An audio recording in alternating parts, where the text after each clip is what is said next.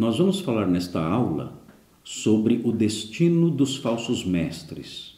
E esse tema, o destino dos falsos mestres, é abrangido pelos versículos 14 e 15 da nossa epístola de Judas, que diz assim: quanto a estes, foi que também profetizou Enoque, o sétimo depois de Adão, dizendo: eis que veio o Senhor entre suas santas miríades para exercer juízo contra todos e para fazer convictos todos os ímpios acerca de todas as obras ímpias que impiamente praticaram e acerca de todas as palavras insolentes que ímpios pecadores proferiram contra ele.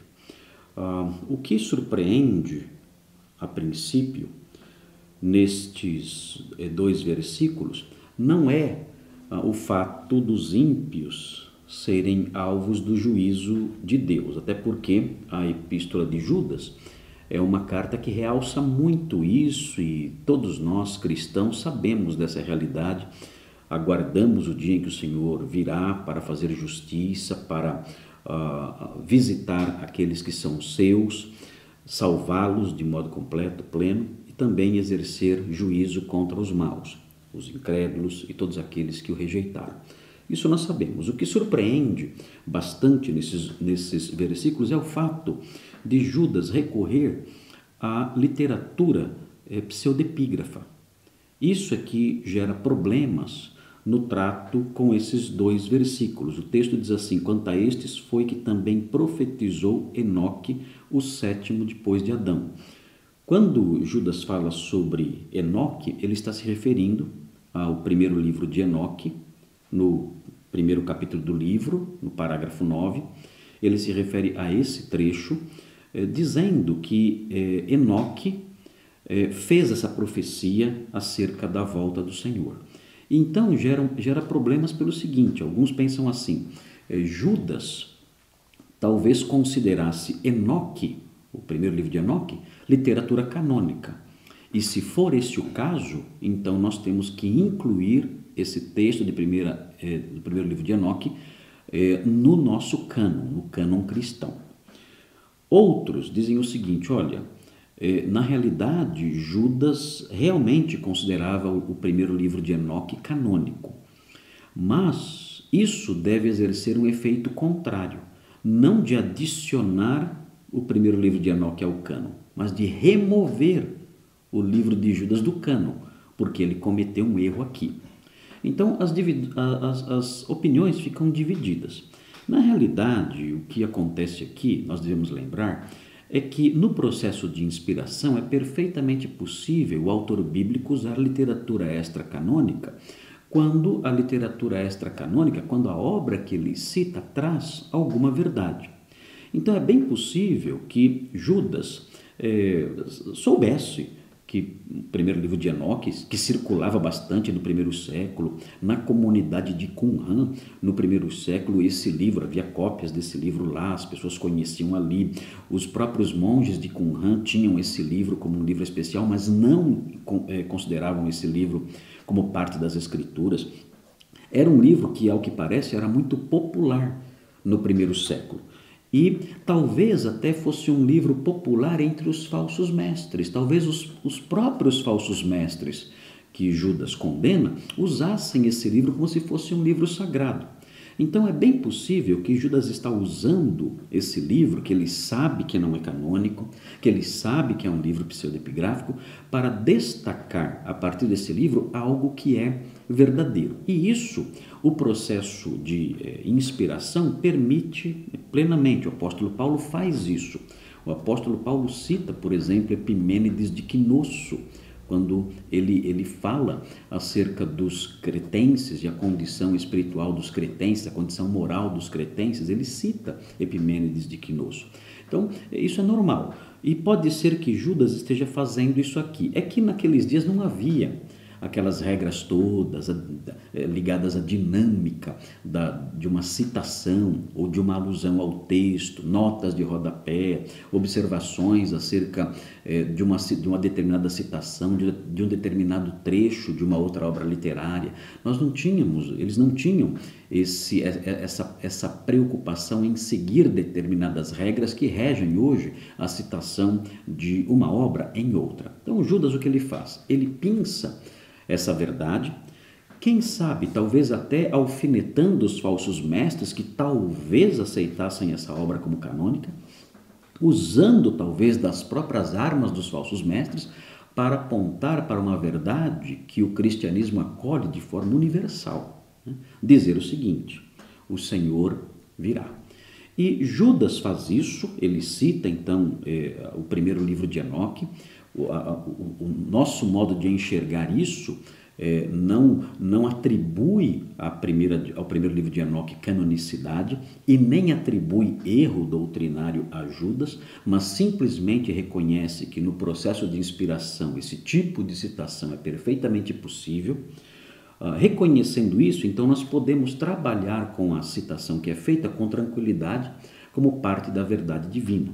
E o que diz então Judas aqui ao citar o primeiro livro de Enoque? Ele diz o seguinte: eis que veio o Senhor entre suas santas miríades. O que nós temos aqui é um perfeito profético, é uma prolepse. O texto está dizendo o Senhor veio, quando na realidade o Senhor ainda virá. Esse tipo de uso do tempo passado para se referir ao que ainda acontecerá, nós sabemos que é o uso profético do tempo passado. E Judas faz isso aqui. Todos nós sabemos que o Senhor virá, ele ainda não veio, mas é um grau de certeza tão grande que o Senhor virá que o verbo vir aparece aqui no tempo passado. Eis que veio o Senhor, aqui Judas faz uma pequena mudança, porque o livro de Enoque diz que Deus veio entre suas santas miríades. Ele fala isso, Deus. Judas muda um pouquinho a citação e usa a palavra Senhor. Essa palavra Senhor, no Novo Testamento, geralmente se refere a Jesus. Jesus, quando se fala Kyrios, quando se usa esse termo geralmente se refere à segunda pessoa da Trindade, a Jesus. E Judas faz isso aqui, ele diz: eis que veio o Senhor, você pode imaginar entre parênteses Jesus, entre suas santas miríades. O que é interessante notar aqui é a presença de anjos. Nós aprendemos na Bíblia que os anjos estão sempre presentes nos cenários que são pintados acerca da vinda escatológica de Jesus. Os evangelhos fazem isso, mostram o Senhor Jesus voltando nas nuvens com os seus santos anjos. Os evangelhos falam acerca do Senhor Jesus voltando e ele fazendo com que os anjos, ele ordenando que os anjos saiam pelo mundo e reúnam diante de si as nações, as ovelhas e os bodes. Então, os anjos sempre têm na escatologia bíblica um papel fundamental especificamente na volta do Senhor. E aqui Judas destaca isso citando o primeiro livro de Enoque. O Senhor vem com suas santas miríades, milhares e milhares de anjos acompanhando a volta do Senhor. O texto então prossegue dizendo por que o Senhor virá. E aqui vem um aspecto negativo aí da sua vinda. Claro, nós sabemos que o Senhor não virá somente para exercer juízo. Nós sabemos que o Senhor virá também para recompensar, entre aspas, os seus servos, para aplicar de modo pleno, de modo completo, a salvação aos seus servos. Mas aqui, o que atende os propósitos de Judas é mostrar que o Senhor virá para exercer juízo. É o que diz aqui o versículo 15. O Senhor virá entre suas santas miríades para exercer juízo. E aqui a ideia dominante é de um castigo severo que o Senhor aplicará contra todos os ímpios. Na sequência do versículo, o texto diz assim: ele virá para exercer juízo contra todos e para fazer convictos todos. Ou seja, o que o Senhor fará? O Senhor exercerá esse juízo e também colocará diante deles, publicará diante deles, convencendo-os, portanto, aqui o texto em português diz para fazer convictos, ou seja, é uma tradução que se refere ao fato do Senhor colocar diante de todos, dar publicidade de tal modo que ninguém possa negar aquilo que é dito, aquilo que é apontado. O Senhor virá para exercer o juízo e fazer convictos todos os ímpios. O que nós temos aqui na menção de todos os ímpios é a universalidade desse juízo. Ninguém, absolutamente ninguém, escapará dessa ação de Deus em julgar a terra. O texto usa a expressão todos ou todas diversas vezes, conforme nós veremos aqui nesse versículo. E aqui, ao dizer todos os ímpios, o texto destaca a universalidade desse juízo.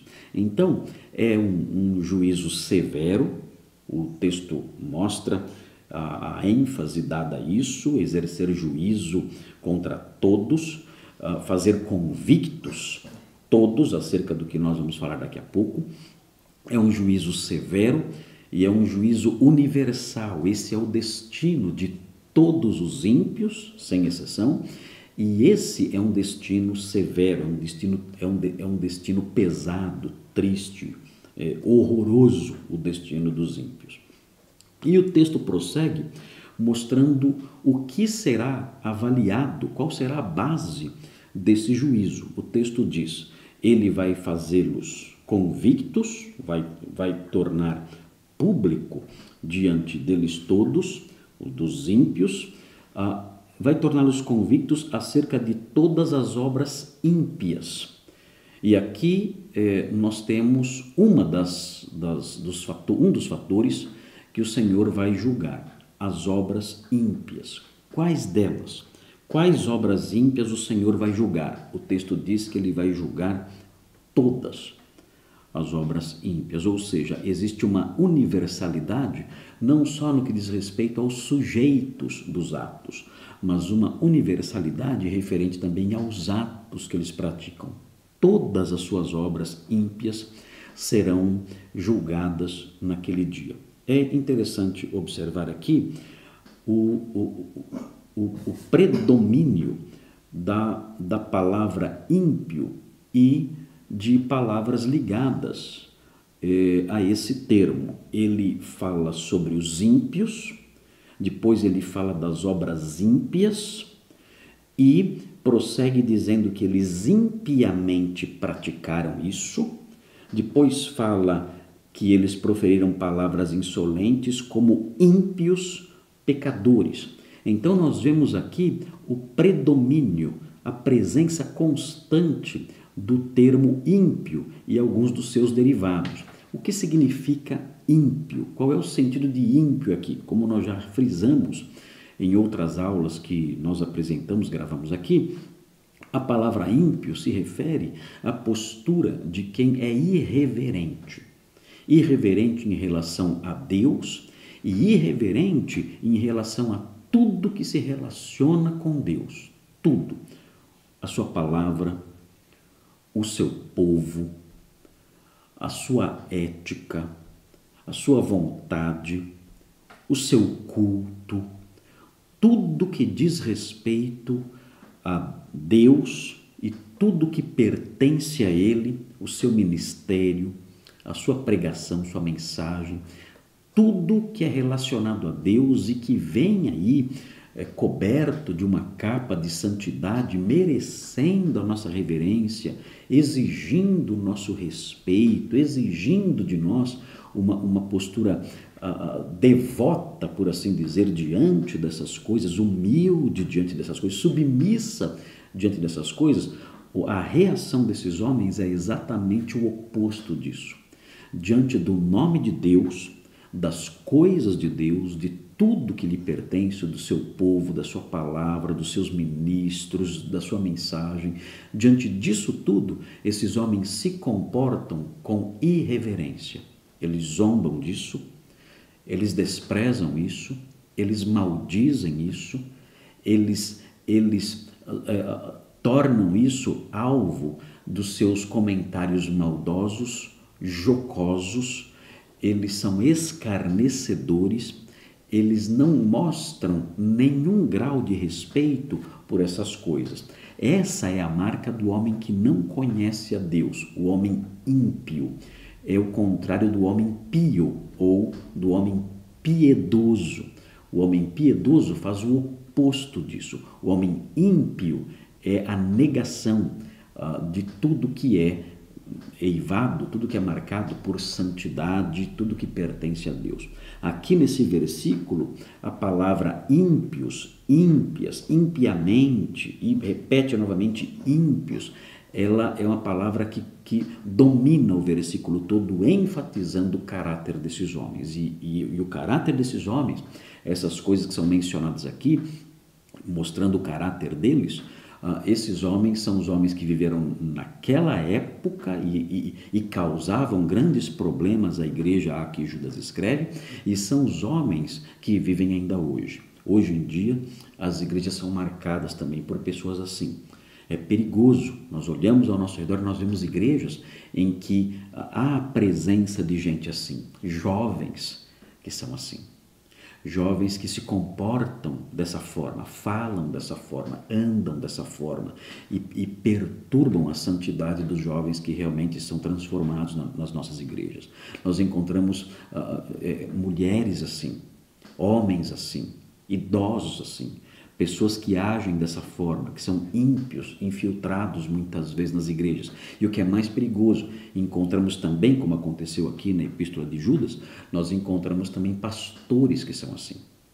Mestres que se infiltraram ali na igreja, galgaram uma posição de importância ali, como parece que era o caso daqueles mestres dos dias de Judas, galgaram uma posição de importância e então começaram a dominar sobre o rebanho, dizendo coisas e fazendo coisas horríveis, que assustam as pessoas de bem e emporcalham, sujam o nome do Evangelho e difamam o bom nome da Igreja de Deus. Então, o que nós temos aqui é uma descrição desses homens. A palavra ímpio serve para apontar para isso.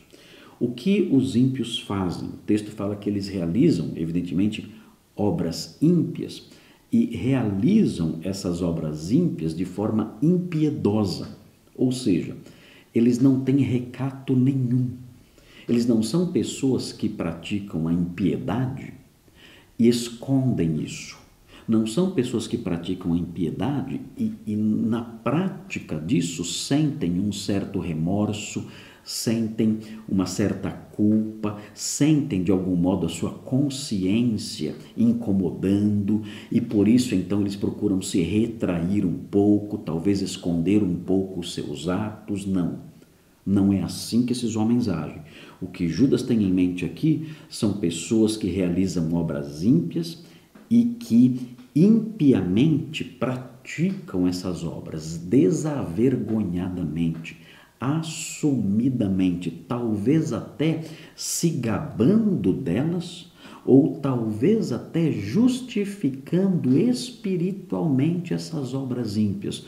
Nós aprendemos que os falsos mestres, eles eram sonhadores alucinados. Nós aprendemos isso no texto de Judas. E é bem possível que eles justificassem as suas ações impiedosas, dizendo que o Senhor havia falado com eles em sonhos, dizendo que o Senhor havia revelado a eles que esse tipo de comportamento não representava problema nenhum, dizendo que o Senhor havia revelado a eles uma ética, uma postura bem diferente daquela ensinada pelos apóstolos, que era marcada por um rigor de piedade, de obediência e de santidade. É bem possível que eles diziam: olha, nós temos uma compreensão mais completa da verdade de Deus, nós compreendemos melhor a graça de Deus. É por isso que Judas diz que eles transformavam em libertinagem a graça de Deus. Eles entendiam o seguinte: olha, a nossa compreensão da graça é mais elevada, é mais profunda,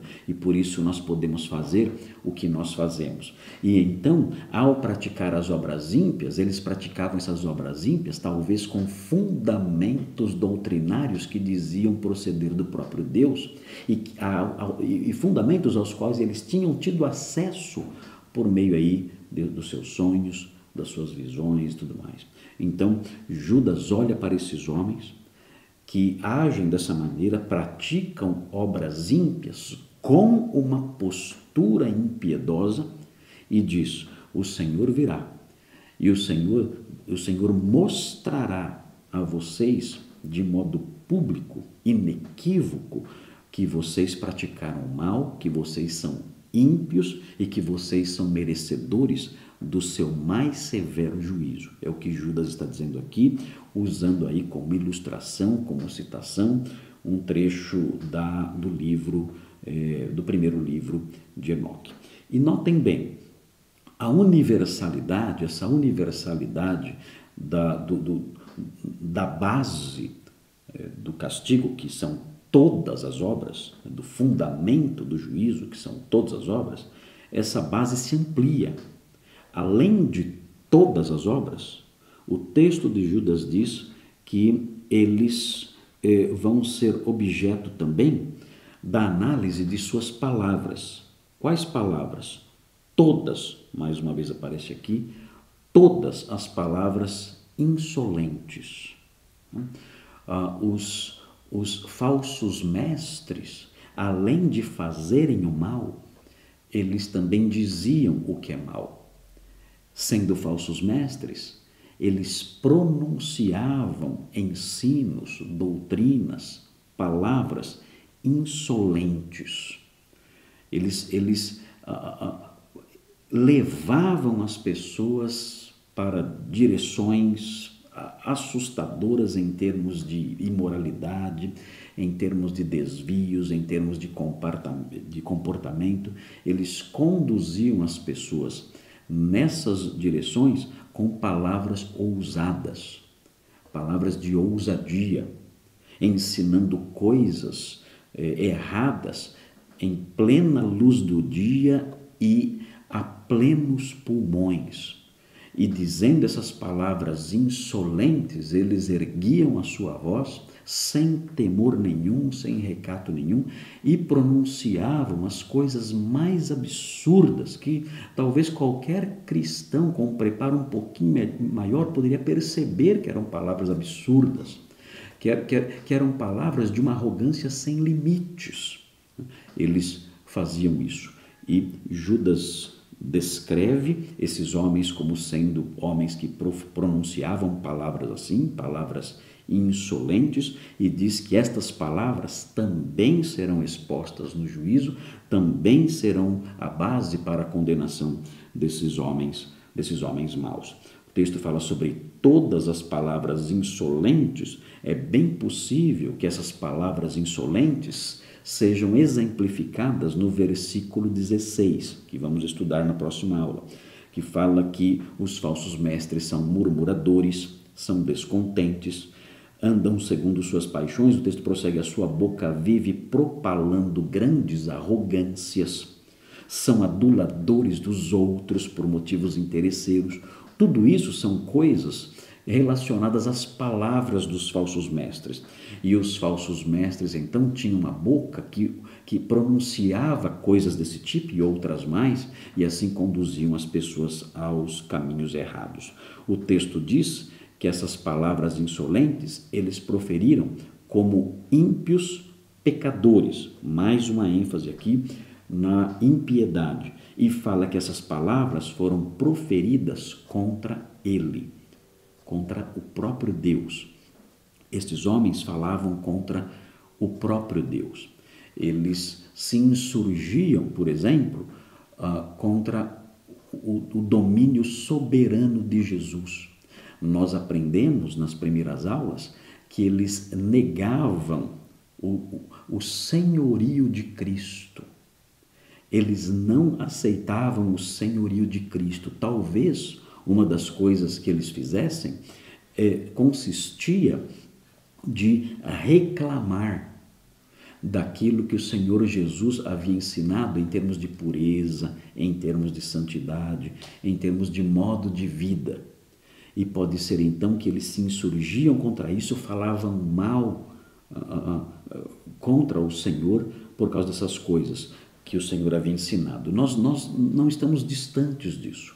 Nós vemos hoje em dia, vemos falsos mestres ousados, insolentes, arrogantes, dizendo coisas absurdas, chegando até mesmo a condenar palavras e atos do próprio Senhor Jesus Cristo.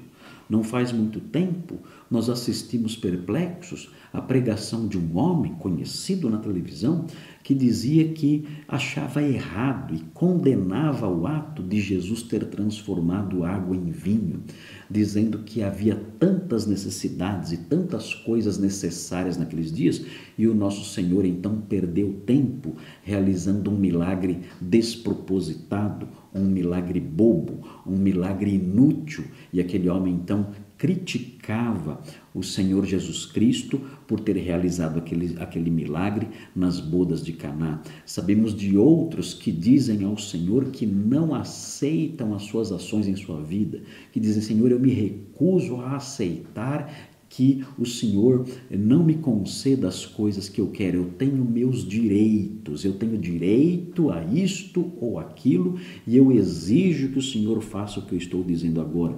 Eu estou colocando o Senhor contra a parede agora para exigir os meus direitos de filho, para exigir que o Senhor faça aquilo que eu quero, especialmente, geralmente isso, em termos materiais. E esses homens ensinam essas coisas, palavras insolentes, palavras desrespeitosas, palavras blasfemas, dirigidas contra o Senhor, que são a marca dos falsos mestres também, como Judas mostra aqui.